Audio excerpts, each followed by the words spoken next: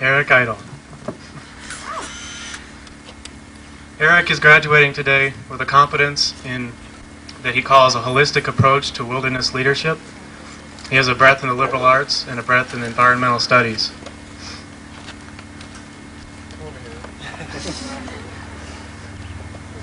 We're finally here. Eric and I entered Prescott College as new students together 2 years ago in the fall of 1991.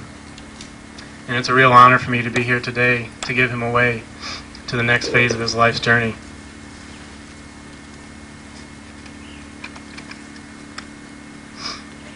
I've known I was going to be giving Eric away for a little while now, and it's been a real challenge thinking of what to say up here, for two reasons mainly.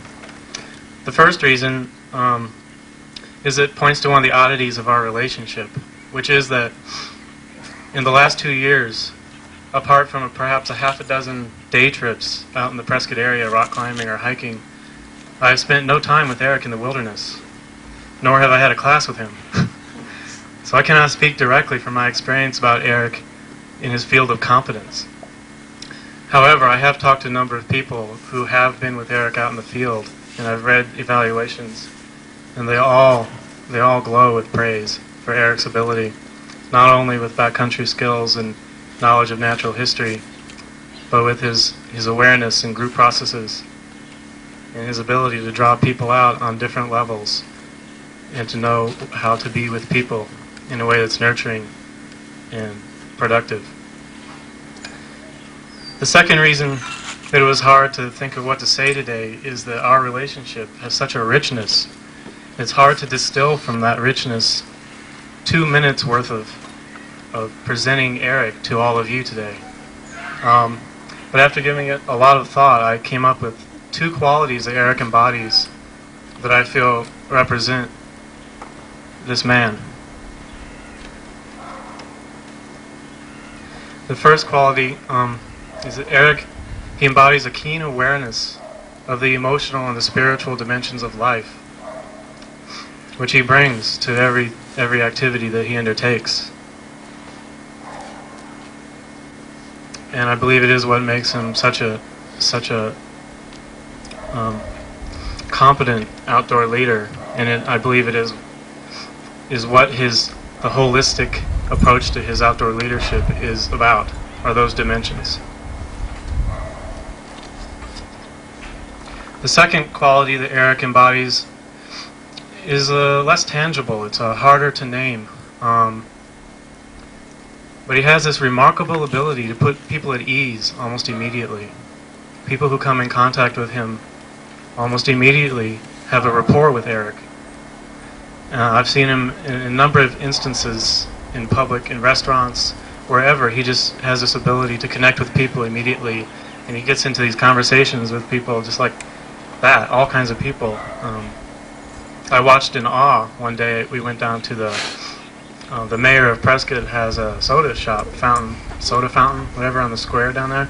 And we sat in there, and Eric carried on this conversation with the mayor of Prescott as if he was a lifelong friend. And I watched, and it's a quality that I don't personally understand. And it's just amazing to watch Eric interact with people. Finally, I just want to say, Eric, you stand now on the threshold of a new life. And what lies ahead of you is as much a mystery to me as that I believe it is for you.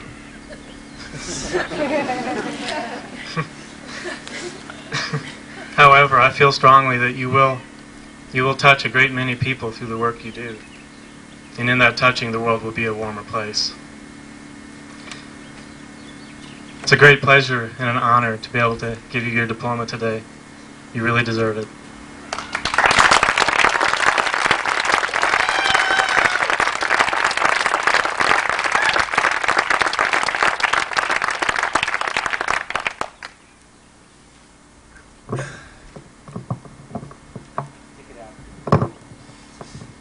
Thanks, Jordan. I really love you a lot. You mean a lot to me. Thanks for all coming today. It's really neat to see my community of students and the extended family that they all bring here. it's amazing to look this direction instead of looking at a really small portion of it from over there, so it's kind of scary. I'll do my best. I have a quote written by a mentor of mine that was a faculty at Prescott College years ago, and it really relates to my experience at Prescott College.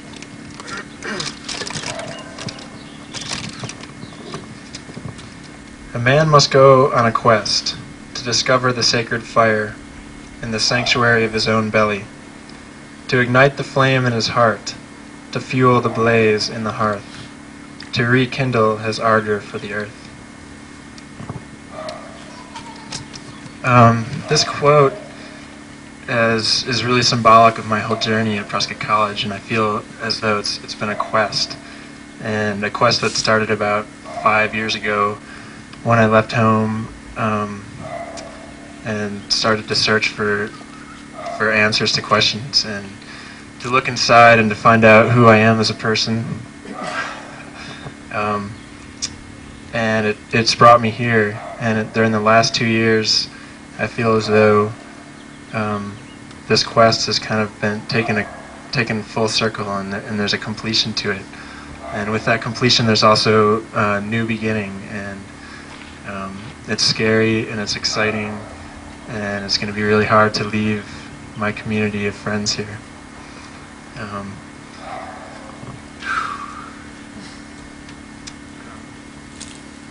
First, I want to thank Jordan Turner for being a teacher and a mentor for me, and always being there during joy and sadness and everything. I want to thank my parents who are sitting over there, just for being good friends and being equal and backing me up when I have questions and always supporting me. And I want to thank my friend Gabe for her love and her support and the long distance phone calls and letters, and I'm really excited about spending time together in the future. And I want to thank my really close group of male friends who have taken me places that I don't think I could have gone by myself. And thank you to everyone who's given me love and support, and I'm going to take that with me. It's in here, it's a part of me. And I feel like I'm going to be able to move through this life from my heart and from my belly, and I thank Prescott College for that. Thanks.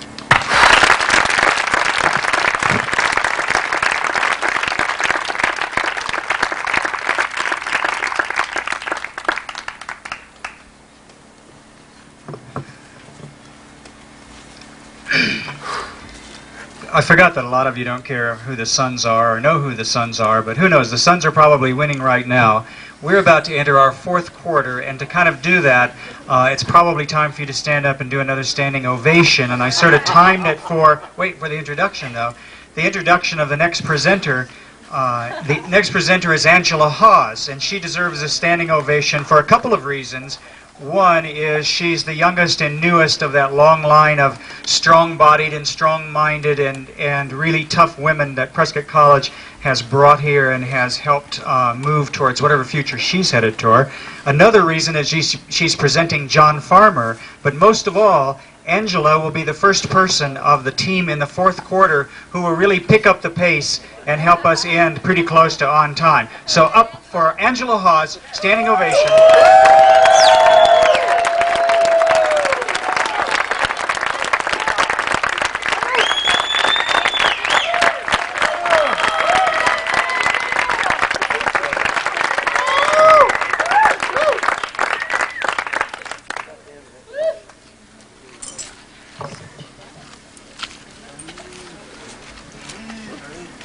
Hello. Thank you very much indeed. First of all, I'd like to say how fortunate I feel to be here and help celebrate this remarkable achievement of a lot of people that I've had the wonderful opportunity to spend some amazing experiences with over the year, and it's very exciting to to be here and hear you all get up and talk and share all your experiences and just feel the good energy that is just incredible here right now. Thanks. I've learned a lot from a lot of you seniors, and I'm going to miss you, but I know that our paths will cross again. And congratulations in your new journeys. I wish you a lot of luck.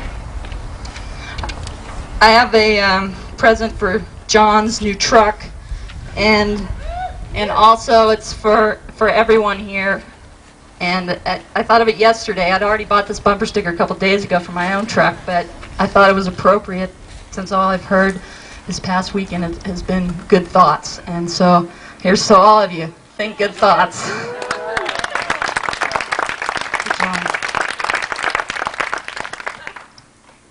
I've gotten to know John pretty well over the past couple of years and feel really lucky to have grown to know him as a student and as a very special friend. I've worked with him in a lot of different courses. I've seen him come to the college and as a young person with a lot of ambition, a lot of motivation, and a lot of energy.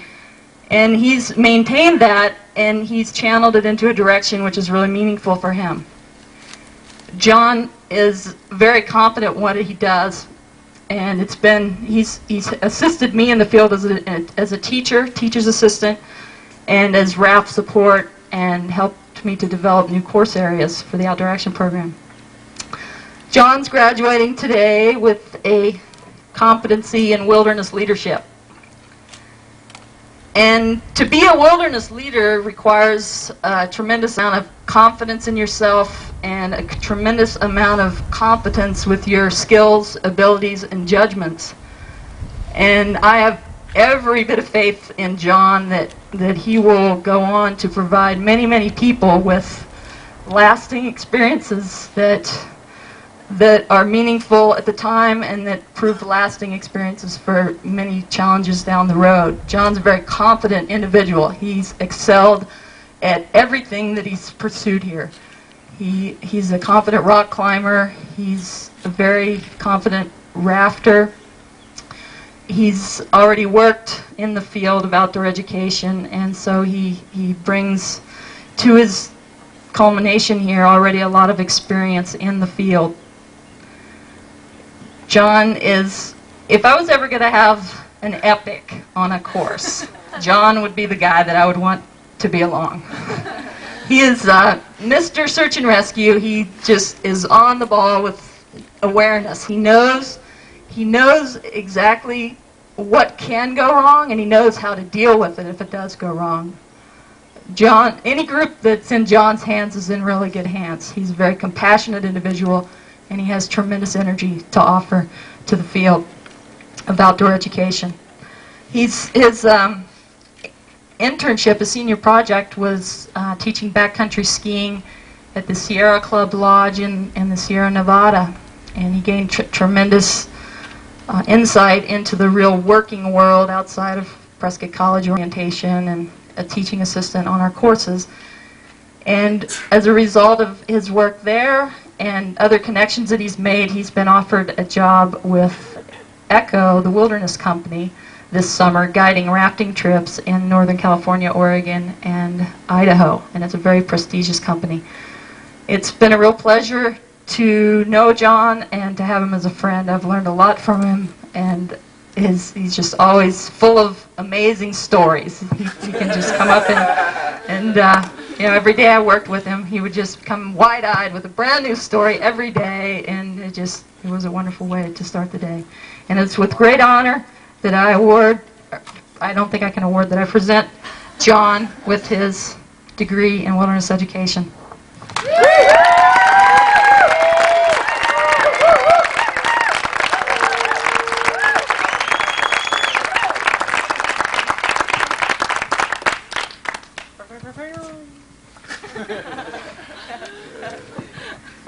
Here I am. Warmer. I had a funny thing happen to me this morning where I had a hard time waking up for some reason. Some people right here might know something about that. But I decided I was going to go swimming to help me wake up. So I went up to Wolf Creek right up the road here and took off all my clothes and stood up on top of this 10-foot rock and was thinking to myself how symbolic this whole experience was for me, because I really wanted something symbolic to happen to me for graduation. So I pondered over my 4.5 years at Prescott College and all the skills and talents and the many safety things I've learned and everything I've learned. And I thought that I was about to dive headfirst into a pool of water that I couldn't see the bottom of. So I jumped.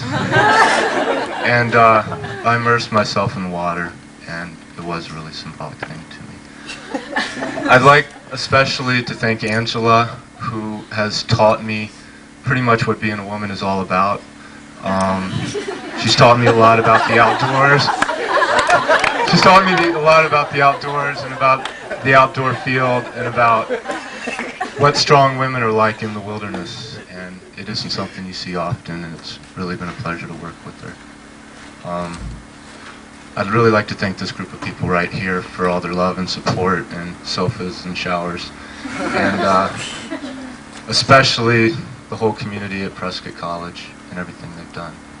And especially my father and my family. My father's talked me into staying in school more than once and has given me a lot of financial support and moral support. And I don't think I'd be here today if it wasn't for him. Thanks.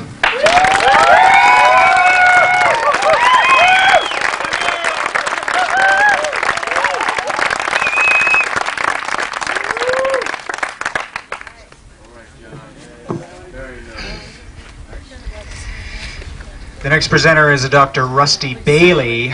Rusty is one of those Brits who came over to the United States in 1965, and I just want to confess that I was working for the Colorado Outward Bound School at that time, and I'm the one who processed all the paperwork and got him here, and haven't been able to process enough paperwork to deport him since that time, so we just adopted him. Rusty Bailey will present Craig Hill and Sarah Hill.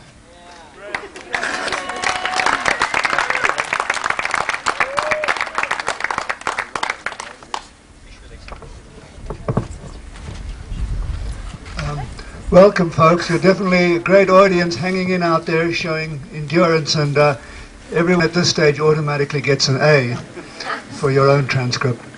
But don't panic, Jim, but Dr. Stuckey has had an opportunity to comment on everybody up to now, so I thought we should have at least one Dr. Jim story. And I'm not going to tell you about Dr. Jim's hamburger shop, because that would take a lot of explaining. But Jim was actually my advisor when I graduated from Prescott College in 1974. And we were just inventing the portfolio system then. And I wrote this brilliant portfolio, and Jim had just bought himself a typewriter, and I had 3 pages of typing with no full stops or capital letters or anything, but a lot of good stuff. And I kind of read through this portfolio response, and it was total gibberish. And so I put it away in my files, and I thought, well, I'm sure that there's a kernel of wisdom there. And 10 years later, when I started my doctoral studies, I thought, well, I remember Jim saying something about mysticism back there, so I went back, and the years had removed the scales from my eyes, and there it was, my whole dissertation. All I had to do was plagiarize the words, and there was my dissertation half written for me. So those parents of you out there who are perhaps wondering if Prescott College education will see your children through to a long life, there is hope, and it might take a little while to fully mature, but it does happen. Just hope you guys bear with me. We have this very special thing here, this giving away. I don't think there's any other university that gets parents and hangs on to them for this long and goes through graduation quite like this. And I thought it was a great thing. And I didn't realize truly how wonderful it was until I actually had a chance with my eldest daughter to actually do the other kind of giving away, walking down the aisle. And it was just pretty incredible how the two meshed together. Anyway, Greg Hill and Sarah Hill. At first I thought this was kind of an amazing coincidence, you know, because these two are not blood relations. And I thought, well, I need to find some distinction here so you can tell the difference between them.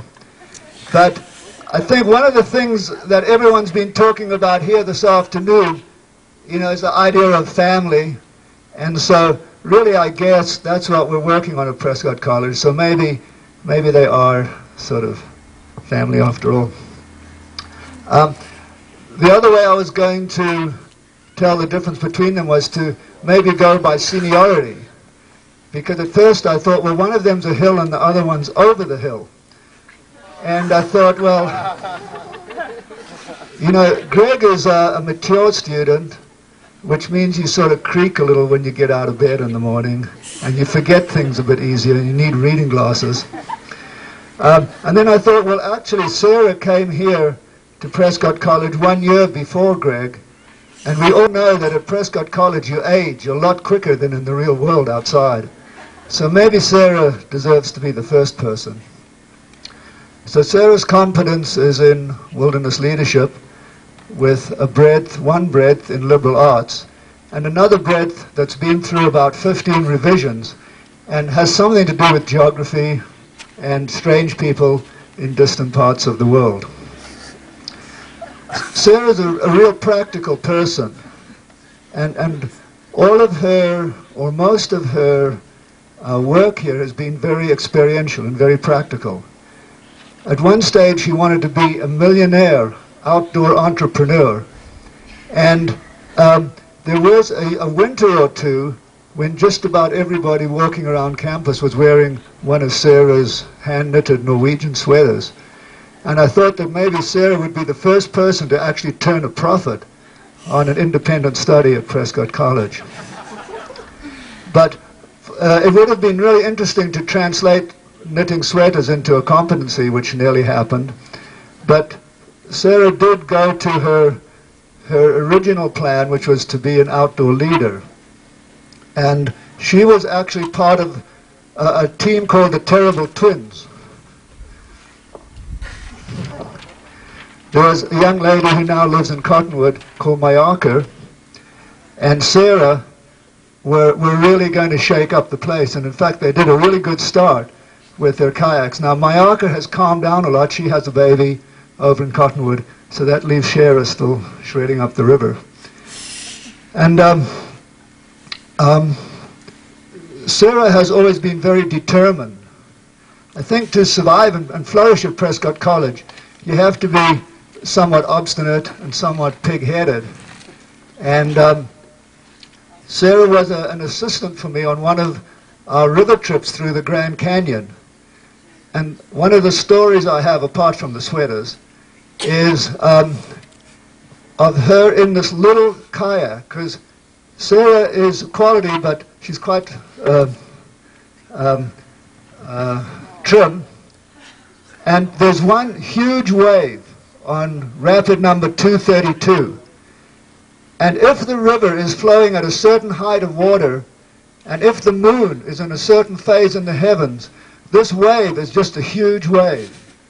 And so in order to test if it was safe, we got a big log of wood, put it into the wave, and the wave just sucked the log down and spat it out 100 yards downstream. So we thought, well, it's really bad form to send the instructor in there, because what happens if the instructor doesn't come out? Who's going to look after the rest of the group? So you had to send for the teaching assistant, who was Sarah, and she arrived in this little miniature boat of hers, and the idea was just to charge into this hole and to see what would happen, and then we could all plan our strategy accordingly. So Sarah came in, but instead of just going into the middle of the hole, she did this fancy little flick and kind of surfed across the lip and did a little back endo and just nipped over and escaped the full fury of the wave. So I think Sarah will be able to negotiate the rapids of life with great aplomb. I know you're going to handle it.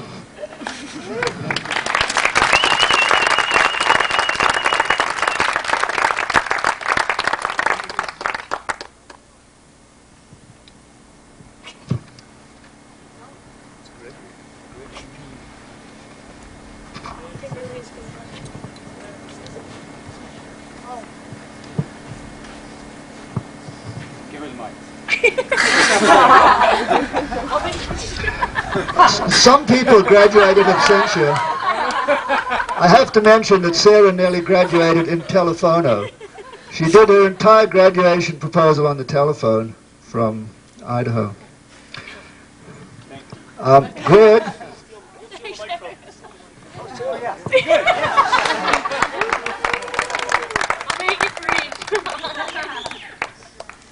Yeah, it's quite an accomplishment for me to have this. It was a big phone bill from last month, and I owe a lot of thanks to everyone who helped me through the long process of the proposal, and it makes it even longer when you don't live here. And it's a lot more nerve-wracking standing up here than I thought. But I'll just make it brief, and I think it's great. I'm happy to be part of this family, and I know that it never ends. Just because I have this, it doesn't mean it ends. Because I've run into more Prescott people on top of mountains and on rivers up north than I have here sometimes, it seems. And it's great to be a part of it. Thanks, everyone. You should know that Sarah is wearing the dress that she graduated from high school in. Not many of us could that, especially even us males.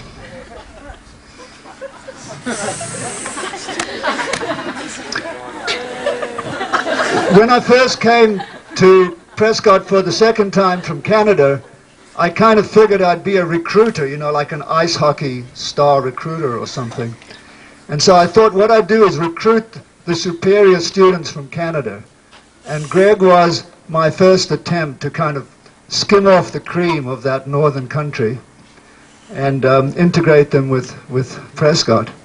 And I'm not really sure if it was my brilliant recruiting or maybe my daughter Rowan that clinched the deal, but Greg came down here, and at first he'd already worked as a professional ski patroller, so I thought this is a real cinch for him. You know, if this guy does it right, he can just cruise through a few little courses here, a paper or two, and he's got his diploma and he's out of here, and he's going to do well out there. But when Greg arrived, it was interesting because the things that he was good at, the climbing and the skiing, didn't seem to interest him at all. And he sort of seemed to get tangled up in things like political science and international conservation and experiential education. And it was really kind of dramatic to see how, you know, the idea of Prescott College is deeper than just shredding down a river. They keep telling me that, but it's hard to see. Greg's story, and I'm going to have to limit this because I'm about to get the orange flag there, is although he has dabbled in these kind of secondary fields, we like to call them, I really think of Greg as a very competent kind of leader outdoors. And when we were down in Mexico, we were waiting 3 days for the ferry in 110-degree weather. And we were out from the beach. It was a Mexican beach. And it was a weekend, so there was lots of holidaymakers. And we were in our kayaks practicing our maneuvers. And one of the students said to me, "I think you should do something because someone's drowning." So I looked on the shore, and sure enough, there was a big crowd of people milling around, and there was someone lying on the beach, and they were being given artificial respiration in a very kind of desultory way. And Greg was actually not feeling very well. He had a fever, and we had left him passed out up at the van above the sand dune. But it would have taken me a while to get to shore, so I yelled out at the top of my voice, you know, "Greg, get down here and save this person." And Greg just leapt out of bed, came running down to see what was going on, and kind of totally to the rescue, like the cavalry do in the movies. Unfortunately, what it was a Red Cross simulation, and they were doing the class, but the spirit was good. So, Greg, well done.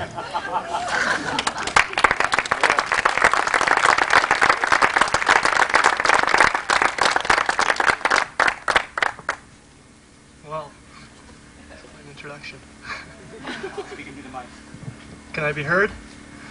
Let there be light. All right. Well, it's really happening. College degree. 11 years ago when I graduated from high school, never dreamed about that. Never imagined it. It's really nice. What an accomplishment. I feel really big. Prescott College had a profound impact on sort of. Here, I wrote it down. I knew that would happen. It's short though. I'll pick stuff. Yeah. Prescott College has been a profound part of my quest for a higher level of understanding. I feel as though that at Prescott College, I've stepped out of a sort of a linear life path. And now I'm just blossoming and growing in many new directions. And I'm really noticing that. It really means a lot to me to be able to notice that. I could carry on for a long time about that. I've got more, but I think that I'll use the time to thank my parents and family from coming down from Canada. It really means a lot to me that they made it. They're really supportive. To Pat and to Rusty, who extended their support and made me a member of their family, made my stay here just that much better. Especially to Rusty for being an incredible friend, companion. We've done a lot together. And to Rowan, who's been my strength and support for a lot of this. Thanks very much.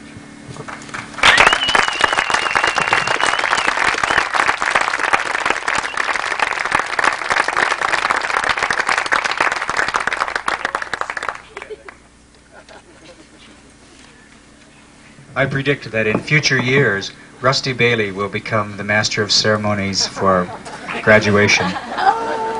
10 years. It'll be 10 years. You'll all be gone. Don't worry about it. Next presenter is Tom Fleischner. Tom Fleischner is an ecologist. He's a program developer. He's a good spirit, the conscience, part of the conscience, certainly, of Prescott College, and a tough, good teacher. He's presenting Mitzi Moore and Suzanne Walmer. Thank you.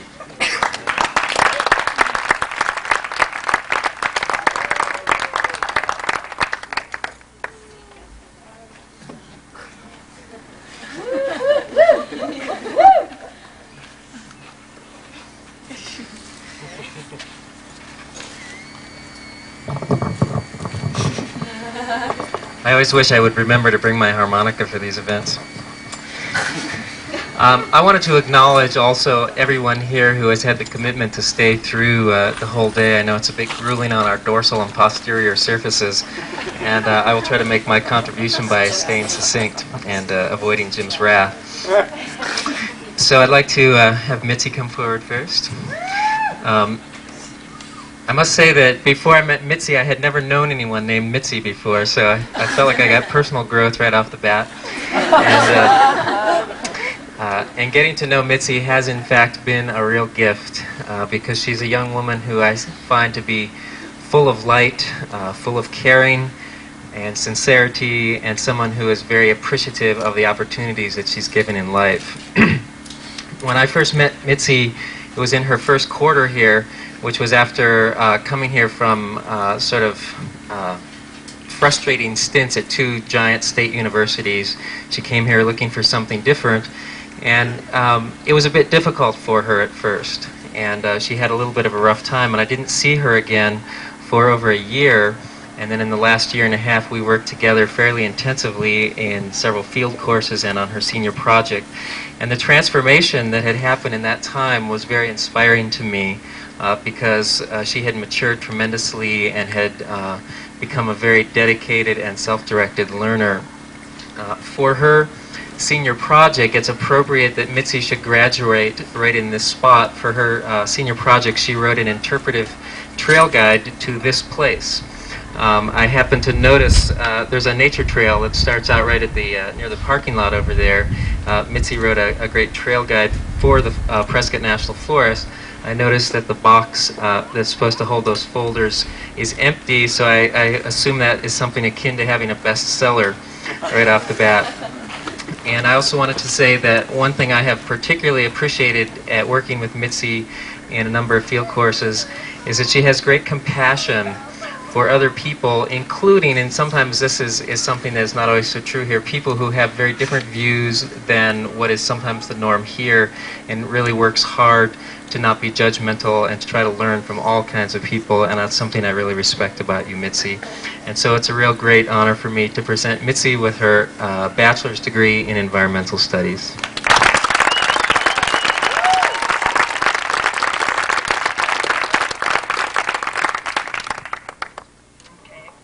Hi. I'm so happy. This is great. This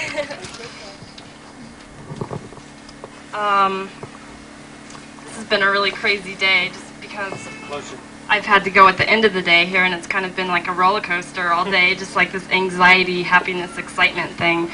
So I'm really glad to be up here. And I guess first of all, I'd like to thank my grandparents who couldn't be here and who really have been a very important part of my life, and my parents who are here, and they've just given me so much unconditional love and support throughout my whole life, and I just love you all so much. And my sister also, who has just taught me so much about understanding, and she's just a wonderful person too. And also Alex, who's just really taught me a lot just about how to be happy and about life.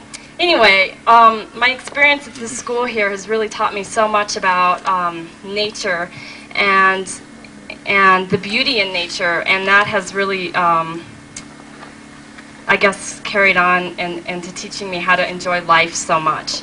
And I wrote this journal entry, and I just found it this morning, and I wrote it in a class that I actually took with Tom last May, and it was just an incredible course for me just because I just was immersed in this, just in the Canyonlands for 3 weeks, and it was really intense. But I just want to read this to you, and it'll just kind of give you an idea of my experience here at this school. Canyon Country has been a magical land for me. A door has been opened to a land of beauty and freedom, doors I thought never even existed. Nature is magic, and I am the holder of the key. This land soaks into your skin, your mind, and your heart in a subtle, easy way.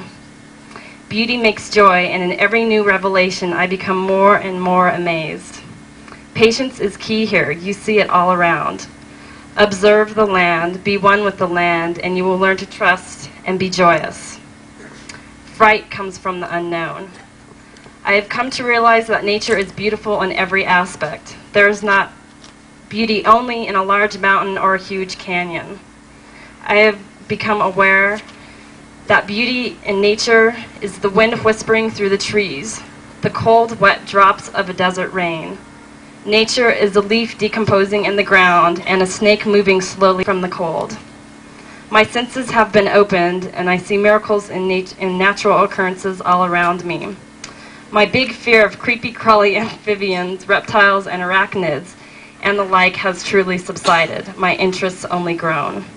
Canyonlands has been my teacher, and I don't think I'll ever see nature the same as I did before.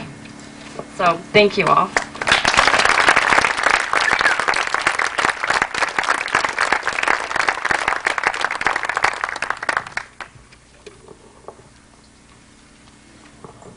Suzanne Wolmar, formerly Susie Kim.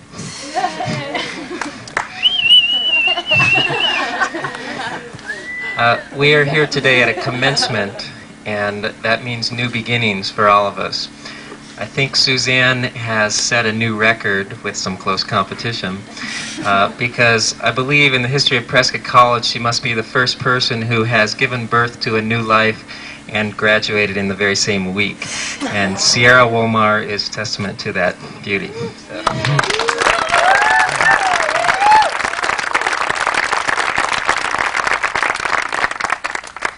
So I understand from the birth that it's a miracle that she's even standing up here, literally. Prior to that incredible event, Suzanne has been a student in a number of my classes and also has been my advisee. And Suzanne was one of those people who it was so easy to be both a teacher and an advisor for, because she was always prepared, articulate, responsible, and very committed to quality.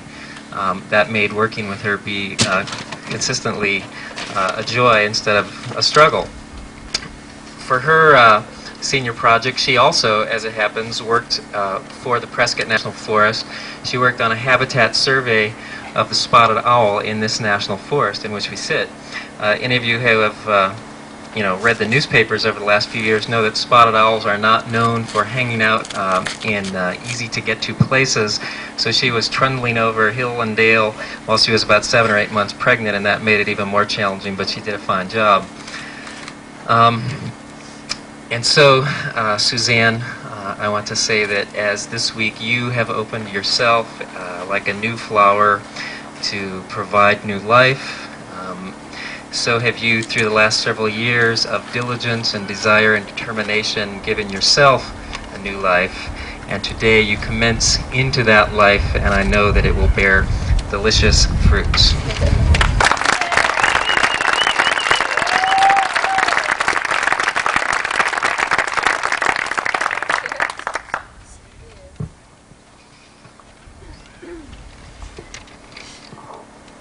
Few notes too, just so I can stay brief. After 5 years of school at 3 different colleges and taking 2 years off, this is really a special day for me. And I get a real sense of accomplishment at seeing it all come together. My time here at Prescott College has been very inspiring and rewarding for me.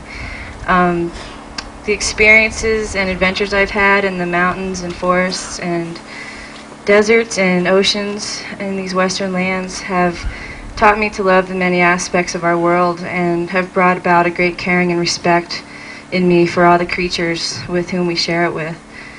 And I'd just like to say a couple thank yous to my friends for all the fun times and memories, which I'm sure will continue.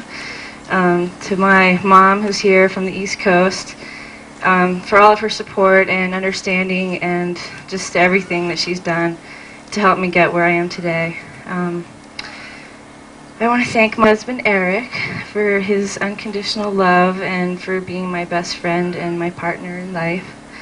Tom Fleischner, who I've worked with as faculty and as my advisor and a friend, has really helped to shape me as a person in my time here, and his support and advice and guidance have really been invaluable.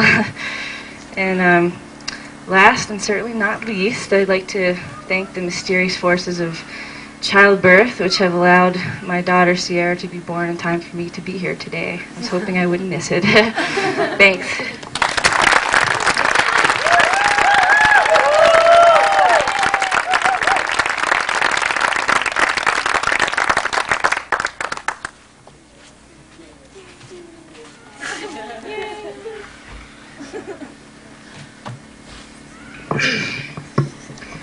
Thanks, Tom, for your timeliness. I just want everybody to know it hurts me more to hold up the orange flag than it does them, so don't worry about them when I hold up the orange flag.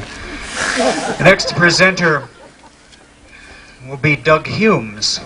Doug Humes, about whom President Clinton once said, "Who?" Doug Humes has been at Prescott College. Wait. That's Derek Smith's fault. Doug Humes has been here since probably 1970. Doug Humes represents part of the best of the Prescott College spirit. He's a combination of forever young. He was one of those personalities when he was a student here. Very much a leader of the community at that time. Has remained so ever since, even when he was away getting his master's degree at Williams College. Doug will present, if I can find it here, 2 people. Inez Rudkauskas and Teresa Zimmerman, and Walt Anderson, whom you've met, will help with the first presentation. Here he is.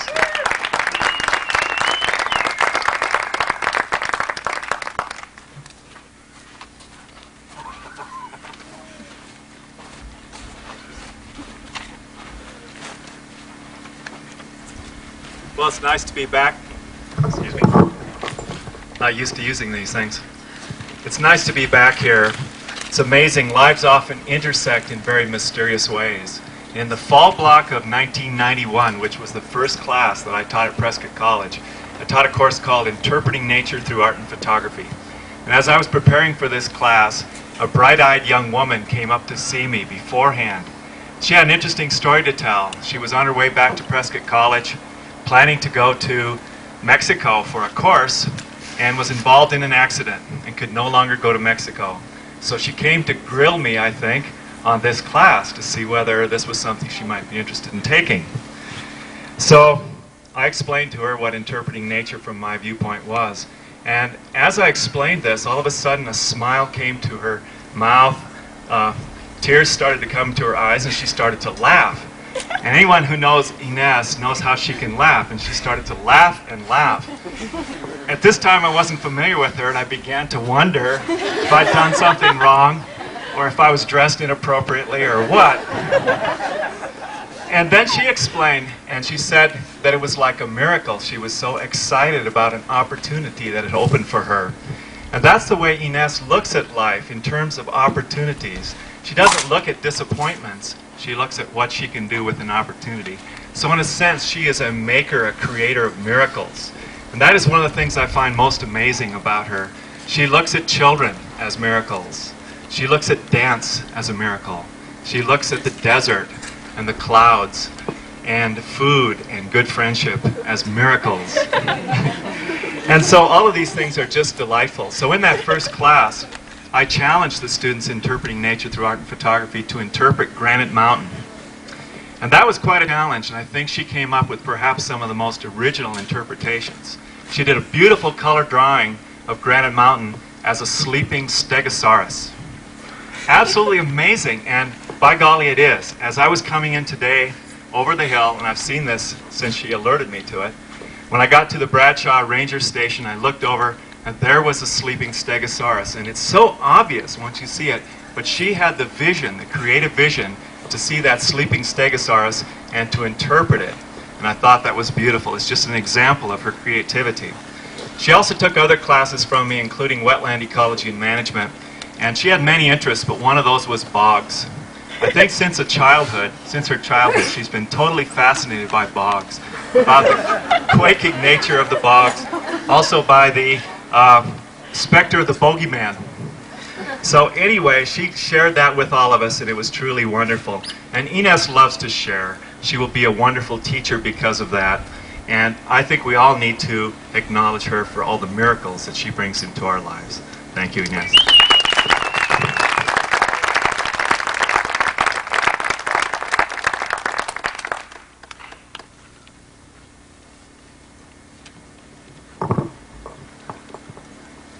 Yeah, I could go on about Ines as well, and Teresa. I was not going to embarrass them, but when I found out that something happened in which both were involved, I couldn't help and I couldn't resist. But I would ask you to get the details from Robin. It has something to do with a table in Mexico in a restaurant and blonde women dancing on top of it. But I'm not sure about the details, so ask Robin Kelly. In any case, it's a distinct personal and professional honor to give both Ines and Teresa away.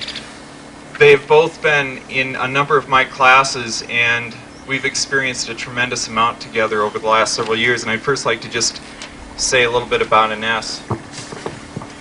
I've chosen two quotes, one for Ines and one for Teresa, by Albert Schweitzer, that I think epitomize for all of us some very important lessons about reverence for life. For Ines, I chose a quote that goes, "Humanity can no longer live for themselves alone. We must realize that all life is valuable and that we are united to all life. From this knowledge comes our spiritual relationship with the universe." I feel this quote by Albert Schweitzer is appropriate because Ines is going on into the Peace Corps most likely this coming fall, She did her senior project in international environmental education, and I would just like to read from her portfolio a last entry. All of us environmental educators want to save this planet from human destruction. But achieving this is less clear. International environmental education is my only hope to prepare children to deal with the problems we are facing today so that they may be in a better position to seek solutions when they become adults. By nations recognizing international environmental education as a way of sharing interests and concerns, people around the world might one day combine their talents and energies to create changes to the social, political, and environmental conditions. We are living at a time when environmental problems transcend national boundaries, affecting almost all people around the globe. We can no longer passively watch in isolation while the earth around us deteriorates at an alarming rate. Today, youths are inheritors of tomorrow's environment. Let us teach connectedness, mutual responsibility, love, and peace around the world. And I can't think of a better ambassador to do that. Ines has been invited to come to a school in Riga, Latvia, where I personally visited a couple of years ago, and I know personally the conditions there are outrageous. And I can't think of a better ambassador to come from Prescott College and to come from the environmental education program than Ines. It's a great honor to give her degree.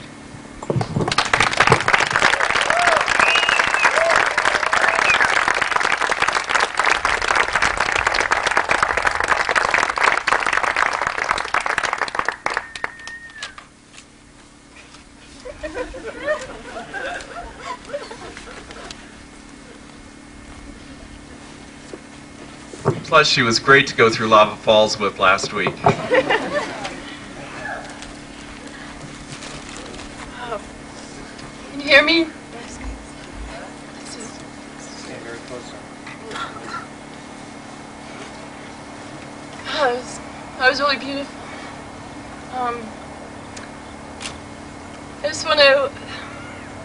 It's so great to see everyone's faces here. All my friends and family and great instructors. I've learned so much here.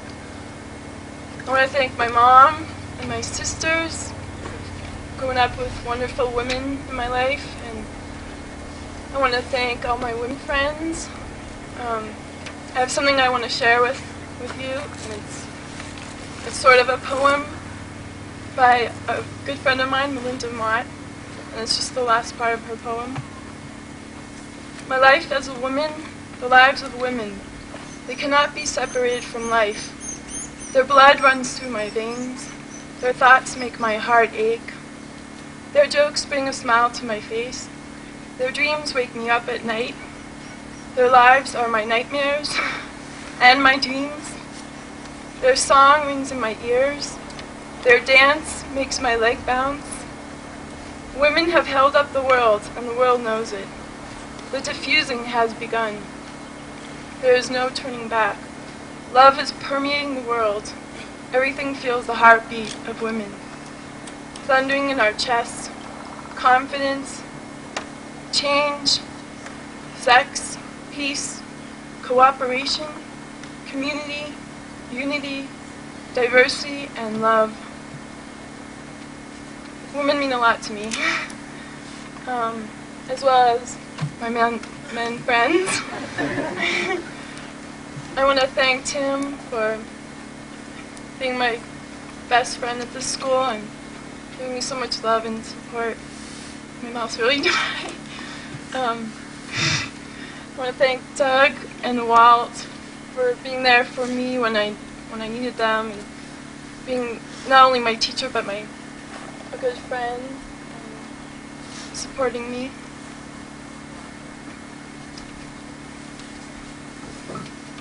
And I have one more quote which comes from my heart and reflects how I feel about how I want to reflect and share my education here with wherever I'm going.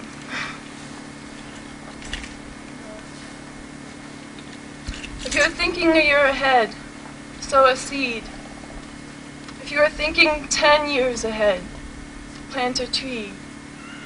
If you are thinking 100 years ahead, educate the people.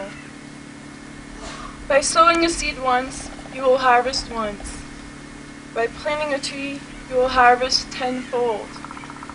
By educating the people, you will harvest 100-fold. This is by an anonymous Chinese poet written 2,500 years ago. So thank you, everybody, and I love you all.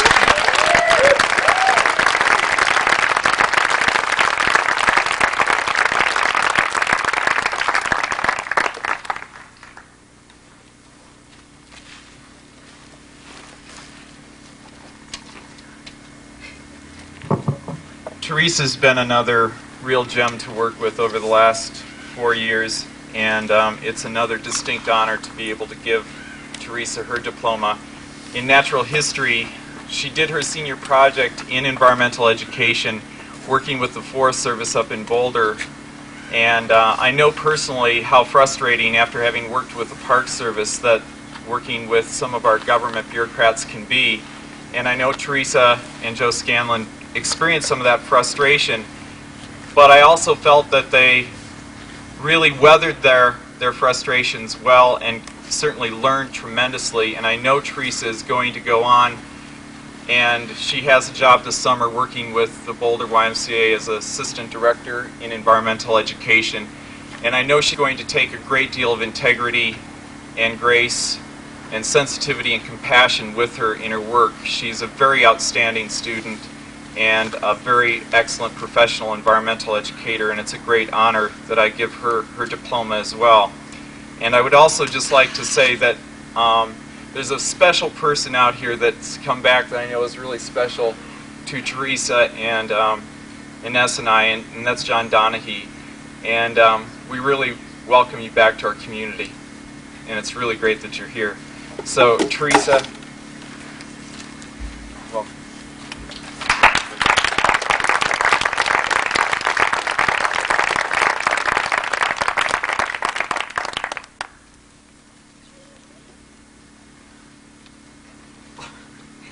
I'm sorry. Teresa wanted me to read her quote, which I want to do too, because this one really represents what I think Teresa's all about. To think out every implication, the ethic of love for all creation, this is the difficult task which confronts our age. And I think Teresa is one of those people who will be an ambassador of that philosophy.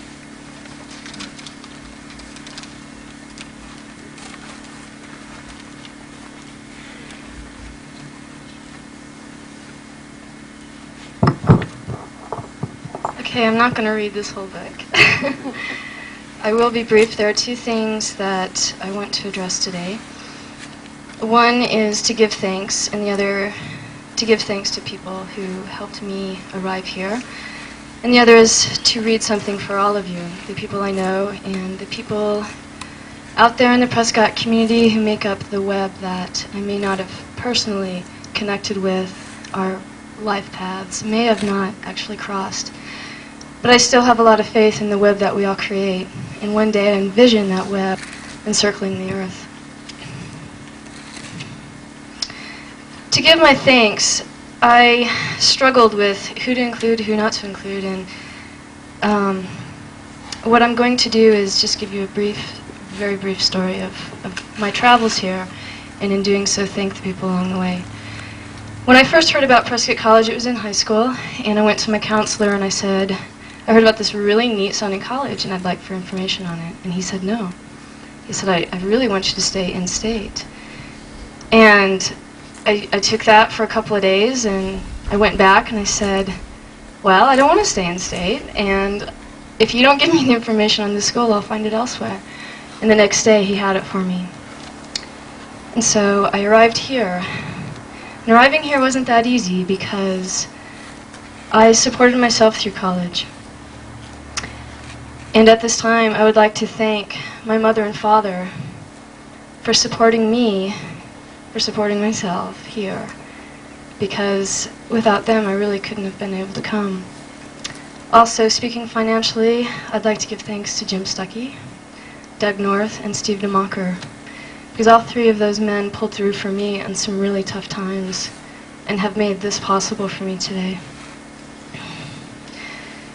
Going through my education, Doug was my advisor, and I have a special thanks for you, Doug. You've been a very, very special friend. You've always been there for me. But I've also sought the advice of other people.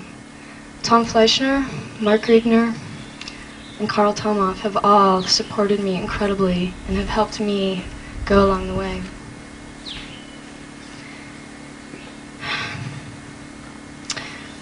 Right now I have a special thanks for Joseph Vincent Michael Scanlon. And Joe, before all these people here, I want to express to you my love. It seems that with each passing day, the love I have for you grows deeper. And that surprises me each time. And I'm in love with being in love with you. You've been my friend, you've been my lover, and you've been an incredible teacher for me. Thank you. I'd like to thank everyone, all my friends out there, and as Amy said earlier, you know who you are. Thank you for loving me, supporting me, holding me, encouraging me, and letting me grow into who I am.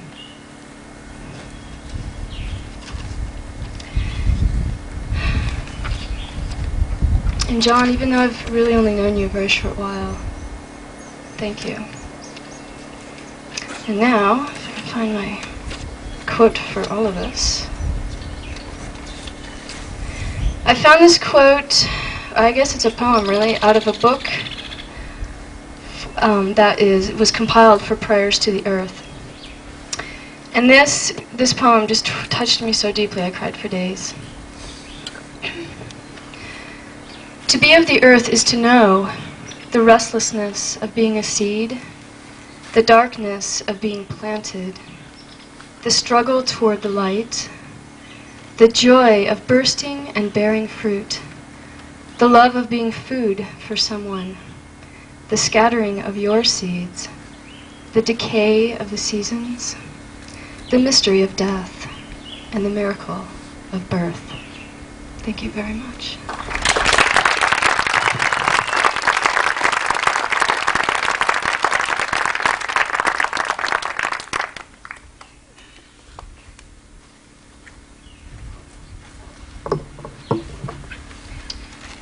We have two more presenters. We're in double overtime, but we're doing well, and you people are showing wonderful patience. I just make a couple of announcements because towards the end it gets a little ragged and antsy. The two announcements are, remember that after the last presentation, I'll introduce President Doug North to confer the degrees officially, and all the graduating seniors will come down for that. The other announcement is that Richard Stump has been making films of these graduations for longer than I can remember, and you can get a copy, but I don't know how. But check with him afterwards or with Lynn DeMartin, and you can get a copy of this if you want it. The next presenter is Joanne Moss. Joanne came to Prescott College in 1975 after the crash of the previous version of Prescott College, when there were just a handful of students and hardly anybody would have believed in us. Joanne Moss, in my opinion, has kept what is so special about Prescott College alive better than any other faculty member I know at this institution. There are a lot of things that make up Prescott College, but the things that make it unique on the scene in higher education are the kinds of educational and relational moves that the faculty members create with the students, and I think Joanne Moss has been a paragon of that ideal. Joanne will present Elizabeth Kaufman, Melissa Lanier, and Ellen Samuelson.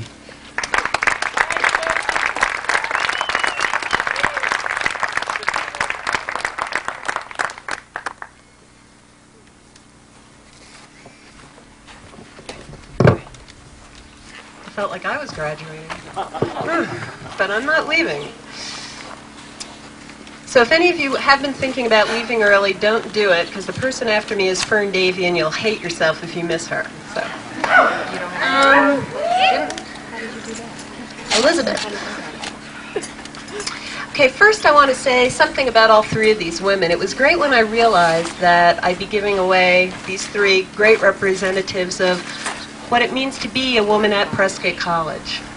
And, you know, I was listening to what Jim was saying about strong women and hard women. And I think what these three women really epitomize is that you can be a strong woman without being hard. And there's a real way of being strong that's being flexible, that's being yin, that's being receptive, and yet still following your own path and following your own truth.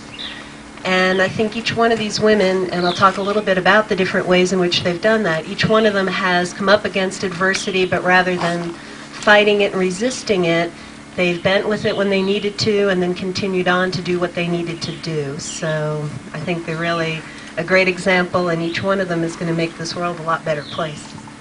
So, Elizabeth. I think Elizabeth had some struggles with graduating, probably because she couldn't decide which of her many skill areas should be a competence and which a breadth, and she probably had too many beyond the three that we needed anyway. And so her degree is in human ecology, but she also has a great interest in ethnobotany, which is kind of a subset, very specialized and very important area within the field of human ecology. Her photography and her arts are exquisite. And she's really just an epitome of what we talk about in terms of a liberal arts graduate, somebody who is well-rounded, who's got a whole lot of areas of skill, and I don't know which one she'll pursue. I think probably a combination, but she could make a career out of any of them. Her senior project, which you didn't hear about, was working with a native seed search down in Tucson in terms of preserving the plants in the Southwest, the trees, the shrubs, things that we don't want to lose, and the way of doing that through preserving the seeds and making them available to people. And so rather than trying to, it's a good example of, instead of, say, fighting the timber industry who's cutting down the trees, to take another approach and say, okay, instead we're going to replant. And she's making a real difference in that way, and will be preserving things, and also indigenous cultures and the plants that they've used medicinally, and also for foods and other uses. This is a woman who's going to save the earth in some real important ways. And it's been great to work with her ever since she came here, and I congratulate her.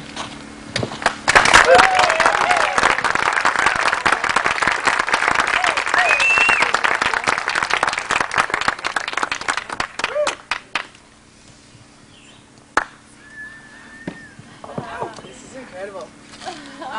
Prescott College, the people, the opportunities and the challenges which make Prescott College what it is have provided an incredibly invaluable and inspiring experience for me and many others. For this, I'm truly grateful. I'm grateful for the community here, who really all are very supportive. Many, many beautiful, unique, and diverse individuals who make it a very colorful and enjoyable place. I want to say a special thanks to my sisters, Deb, Marianne, Tracy, and Johanna, and Jennifer, who have shared in all sorts of times, the most joyous and the most difficult. Thank you. I love you for your support. I want to thank my family for being here, for all their understanding and their caring. And I'd like to thank Joanne, who has also been an inspiration and very much a friend. And I'd also like to say thanks to Dana Oswald, who's not here today because she's teaching a course in Hawaii, who provided some of the best challenges I think that were thrown my way over the past 4.5 years. Made a big difference. Thank you all.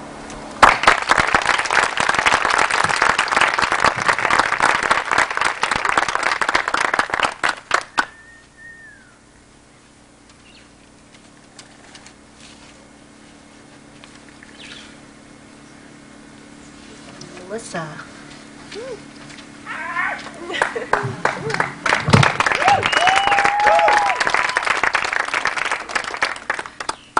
I've known Melissa since she first came to Prescott College, and she was in my alternative methods class, and one of the first things she said to me, she didn't say it in the class, she came and talked to me afterwards and said, I can't do a presentation because I'm too afraid to talk in front of people. It's been a big change and a lot of growth in this woman. For her senior project, she worked at Turning Point, which is a shelter for teenagers. And when I talked about the importance of not having resistance to what comes at you, if you've worked with teenagers, you know how important that is. And the things that she's done such an incredible job there that she's been offered a full-time job already. So I think that's a pretty good testament to just how competent she is in her field of psychology with an emphasis in counseling. And her work there at Turning Point, Bob Moore is a good friend of mine. He also went to Prescott College, and he said that the rapport that Mel had with the teenagers is what made her really uniquely effective. And I think this is a great testament to hear someone who, when she came to Prescott College, was afraid to talk in front of groups, afraid really to talk with people. And she's graduating with a competence about counseling that's all about working with people. I guess the only other thing I want to say is that, Mel's had to deal with a lot of her own things in terms of growing and getting beyond her limits. And I think she really epitomizes that quality I was talking about of that gentle kind of strength. And it's just been wonderful to see that kind of growth and see the changes in her, and to know that she's really going to change the world through her work with people, through helping teenagers and really any other people that she works with to find themselves and have happier lives, and that they will then touch each person in their lives. And so she's going to be touching many people with her work. And it's a real joy to present her with her diploma.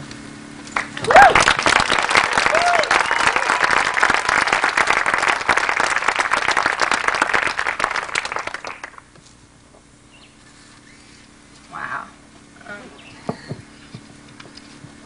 Hi, y'all. I don't know, this has been an amazing few years here. I've definitely learned a lot, and I'm definitely taking a lot with me. I could go on and on about that. So I just want to basically thank some people. I want to thank Uncle Justin, Aunt Ruth, Aunt Becky, Bebe, Mom, Dad, and my little sister, Renee, for arriving here today and coming all the way from Louisiana to North Carolina to share this, and for your lifetime of support. I want to thank Joanne for being more than a teacher with me. Nothing. I want to thank Carol Kennedy, Bill Walton, Roseanne Cartledge, Ellen Cole, and Paul McKee for all your support throughout this whole time. Mitzi, Justine, Katori, and Mark, thanks for all I have gained from the privilege of knowing you. Thank you.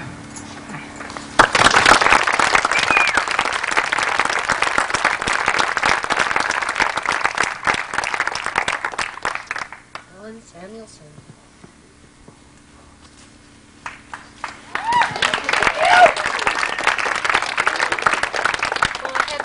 Of spending a lot of weeks in the wilderness with this woman, and gentle strength is a real good description. During this last course, Transpersonal Psychology in the Wilderness, she was really working with what a transition it is to graduate from college, to become a woman, to discover her future, just these minor small issues that she decided to address in one course. And she did an incredible job with that. She really devoted a Vision Quest solo of 3 days of solo and fasting and ritual to finding answers to a lot of these questions. And she really went into that experience not being sure about what the future held for her, where she would be geographically, what she would be doing, who she'd be doing it with, and came out of it with some real clear answers for herself. And those answers aren't the kind that are necessarily going to be hard and firm. They're the kind of things she's going to have to bend with. But she came out with clear parameters of what kind of bending she's willing to do and what will work for her and where she's going to draw her lines. And I think that's a pretty incredible achievement for any of us at any age, much less with graduating from college. Yesterday, Ellen talked a little bit about her senior project and working at a Agape house, but for those of you who didn't hear about that, I just wanted to mention what an incredible demonstration of competence that is, to be working with children who are in a foster care kind of situation between the ages of 6 months and 12 years old. So in terms of proving her competence in human development, she was doing everything from changing diapers to potty training to talking to kids about, life and sex and love, all these minor kind of facets of human development. And she did it all. She, in her final paper, demonstrated that not only can she do that intuitively, but she really understands how to use the theories of human development and to apply them with all those different ages of child development. And so Ellen's somebody who's going to really be changing the world with all of the children whose lives she'll touch, and she really also knows how to do her own healing and how to help others do healing by sharing some of what she's been through and giving them support to do the healing that they need to do. And that's really all that anybody could ask for in a graduate of human development. And I'm really proud to give Ellen Chandra Samuelson her degree.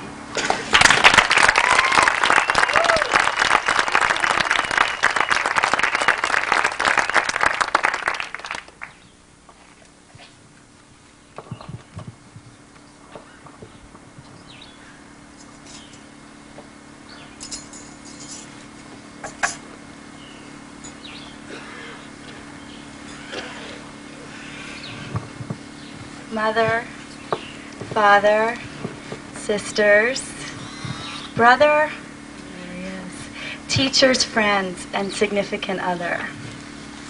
I am Chandra, the moon, the many-faceted, always changing, third-eye breast of the sky. I come before you today to give thanks and share a bit about my journey here at Prescott College. Come to Prescott College and get to know yourself, the ad said. I thought. I'm not exactly sure what that means, but I think I'll try it out.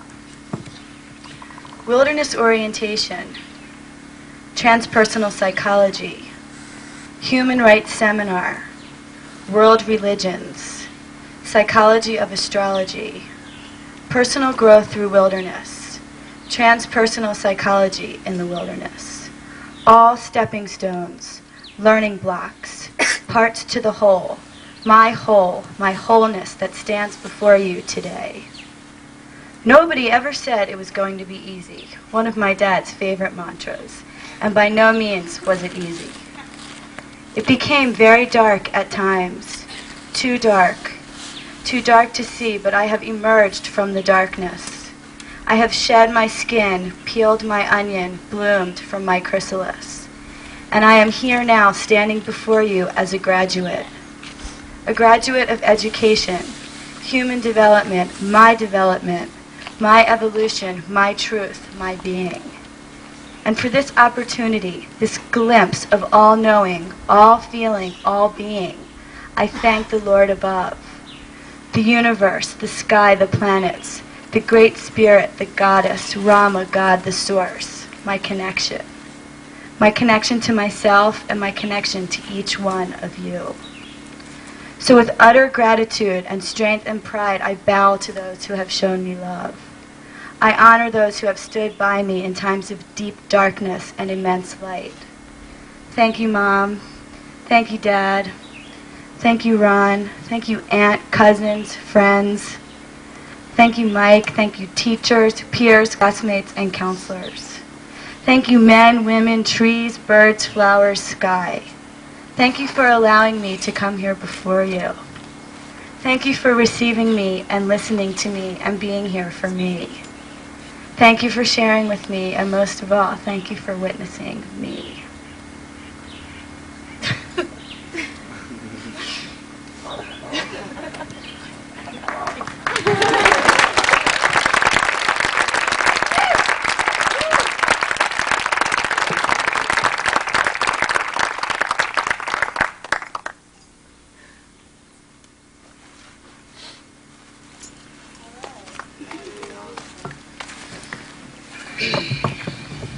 Brian Lilla is the last student to be presented.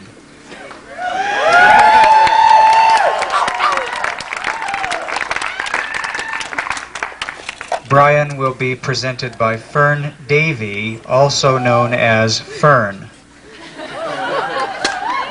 I will yield the rest of my introduction time to Fern because I'm confident she can use it very well, and it would be ridiculous for me to try anyway. Fern Davey presenting Brian Lilla.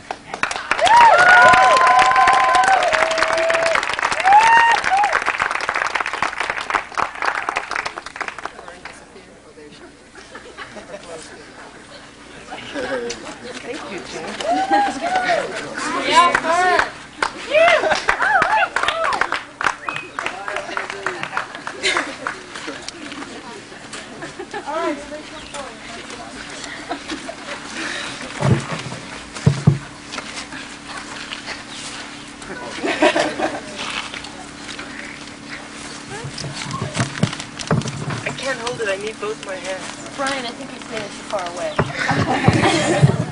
Don't stand so close to me.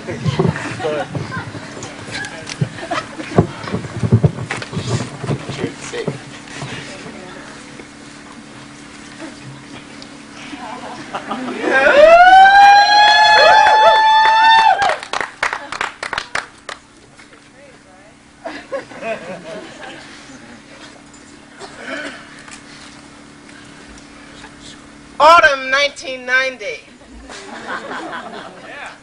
You know, the schedule should have read Survey of Stream of Consciousness Literature meets every night.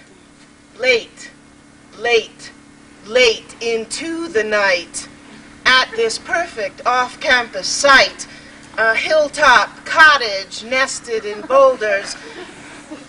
Here is where we will meet. A pantry spilling braids of garlic, these enormous saute pans, sharpest chef's knives, first press, extra virgin olive oil. We would invite crowds of special guests, living and dead. John Coltrane was always there, and Miles Davis too, Bernardo Bertolucci, Vasily Kandinsky, Susan Sontag, Italo Calvino. They all clamored for seating at our table. Oh, and arriving every night, luminously, brilliantly, direct from Mount Olympus, our own fabulously tangible manifestation of that stream of consciousness.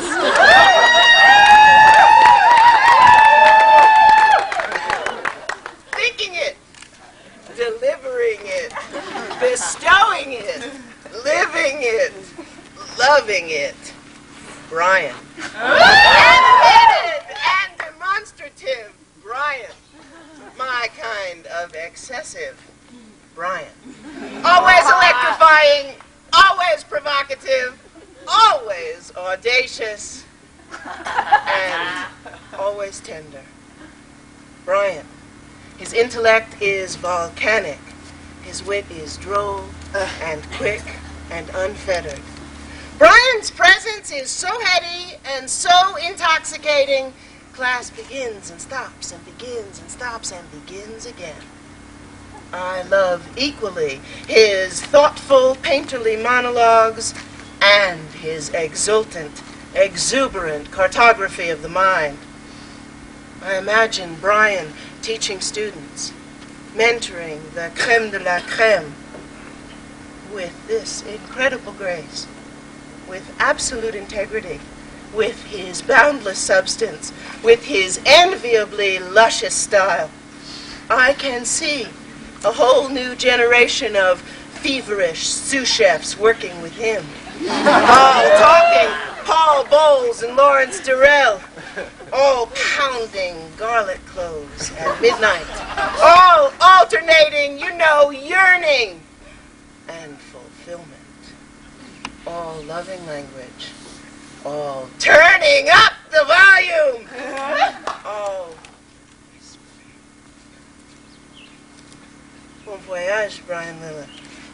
You, the wild child. Bon voyage, Brian Lilla. You, the thinker. Oh my God. Thank you for giving me your beribboned gifts. I am ever appreciative.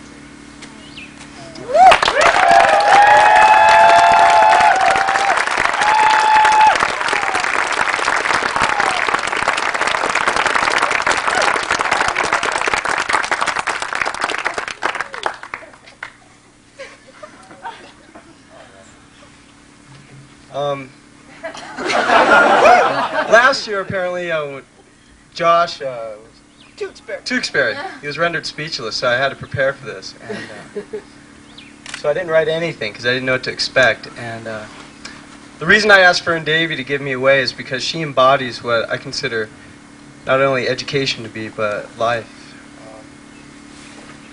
Mainly that being taking unconventional wisdom and just going astray with it.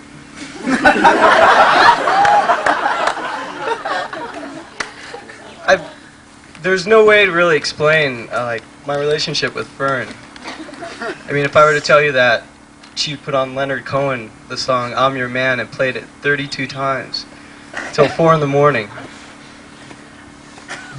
I mean, how do you explain that?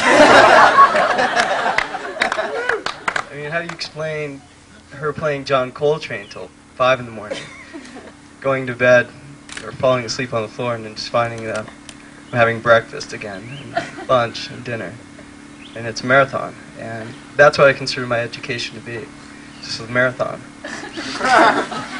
And I'm going to cut it short, but I want to thank a few people, especially my parents, who this is their first time here, and I just really want to thank them because they put up with a lot, and even though they may have raised a derelict, I'm still alive. I want to thank all my bros for spotting me every day, all my new sisters and my extended family here. And I don't really consider it a bon voyage because no matter where I go, I always run into Fern. San Francisco, Portland, West Coast bound, so it's been wonderful. Thanks.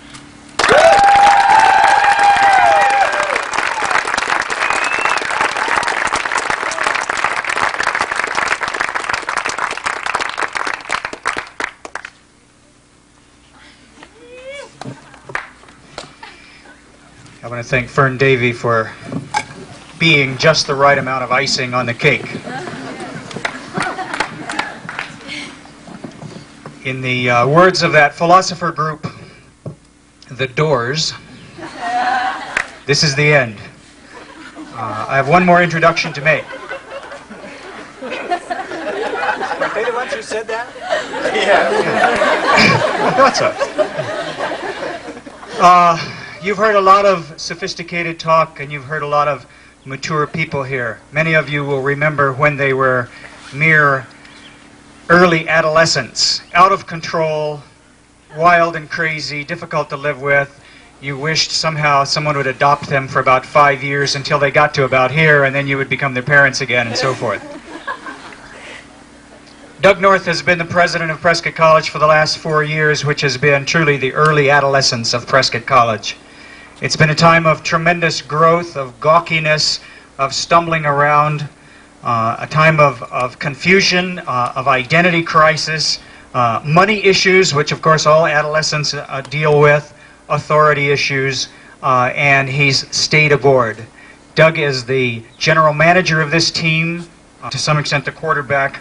I want to appreciate him for his efforts in leading this difficult to lead group, and always giving effort to lead it better. The other thing is, I now introduce him to come down and I'll ask him to bring the people down to confer the degrees. This is Dr. Doug North, president of Prescott College.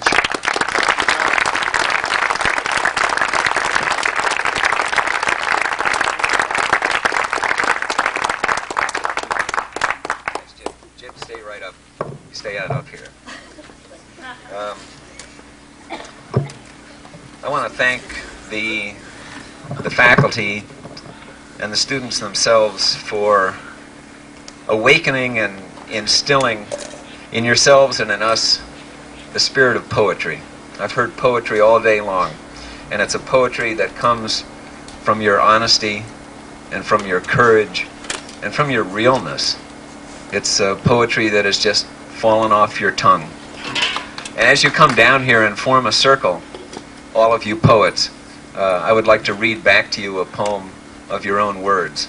So if you would form a circle, I think maybe this circle might have to move out some into the bleacher area here in order to form a real circle. But let's get into a circle. And I'm going to read a poem of yours called A Family of Amazing and Special People Who Want to Live with Laughter. Growers of beautiful bundles, artists who heal and give back, bridge builders to community, followers of their dreams, dispersers of their gifts, only as alive as they are honest, in colors that cannot wash away. Men who appreciate men, not afraid to cry, women who are catalysts of change, who hold up the world, sayers of the unsayable, eyes deep and rich with experience, inward measurers of time, the garden, not the fence, graceful on their path, something more than students, a family that extends itself, sisters of the deer, living free, stable takers of chances, singers in celebration, finders of the way of joy, careful of a million tarantulas, endless in their support of others, complete in this present moment, in charge of the heart, though it's shaken like a wet dog. It's open to the Great Spirit. It's melting with love. It's on fire. It's dancing on the table and going astray with laughter. Thank you for your poetry.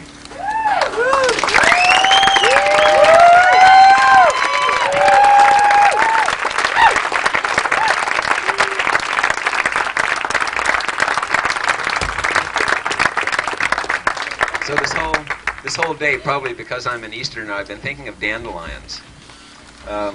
In part because in kind of the perfect clarity of this air, every once in a while I would see a seed pass by, and everyone was talking about seeds, and each of you are a seed, and I, you know, when I think of the dandelion, I think of them as relentless and insuperable conquerors of monoculture. No matter what you do, they are going to destroy the lawn, and that's what I hope. That's the kind of seeds that I think all of you want yourselves to be. And so we're gathering in a circle here today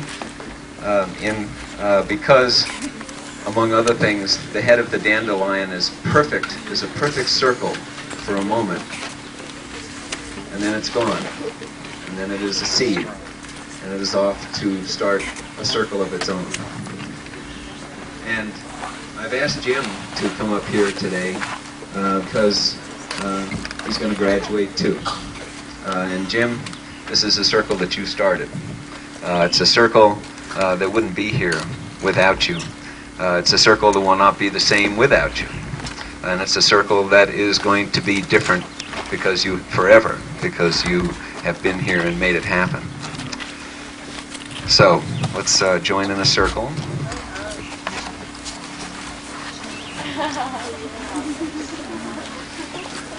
And we gather in this circle because all knowledge and all wisdom is connected, and we're all connected as people under the circle of the sky and inside the circle of the earth. And each of our lives is a challenge and a journey that's an infinite and infinitely expanding horizon of opportunity and risk. And we are each connected with all the living beings of the world. And the truth, as we know it, does not reside with any one of us, but rather sits in the center of our circle that is here for a moment and then is gone. And it would be different were any of us not in this circle, and it would be different in every circle that we form. So now, with the power and authority vested in me by the state of Arizona, but even more with the power of this place, which, as Dee Dee said, is Prescott College's church, these woods, and the trustees of Prescott College, I confer upon you the degree of Bachelor of Arts, with all the rights and all the responsibilities that entails. You're there.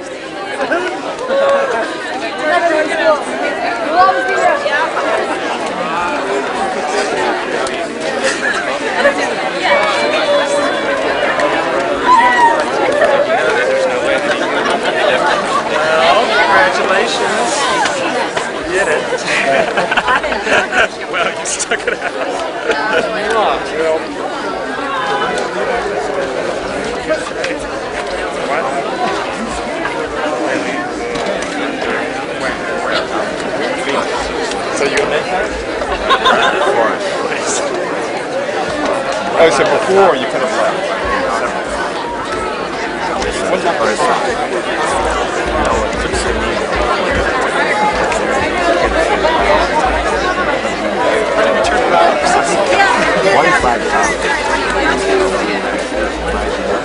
Well,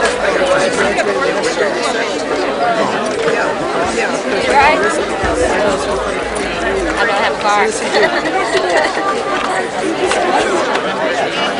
No kidding. So you came back to I gotta go to the washroom. Well, I meet you guys. Oh, where we doing? We have to take the chairs. Oh, where?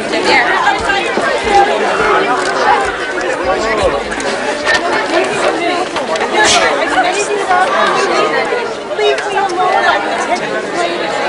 And if it doesn't work, just say you need to talk to the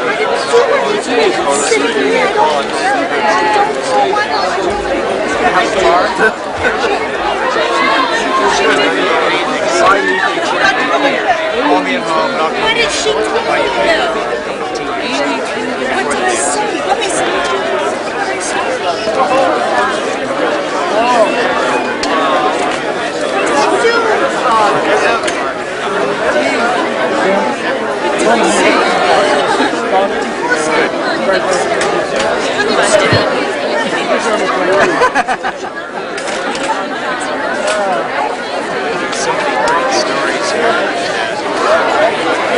It's almost like it's just too much of watching 5 Suns basketball games at once.